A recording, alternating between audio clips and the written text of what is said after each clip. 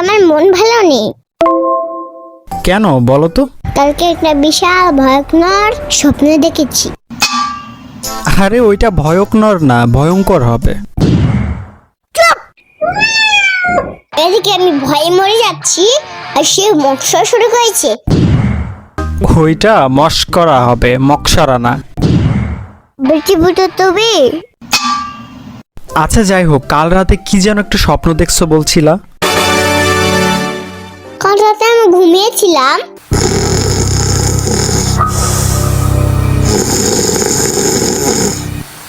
অনেকক্ষণ পর ঘুমাইছে, এইবার তোমাকে দেখাবো মজা।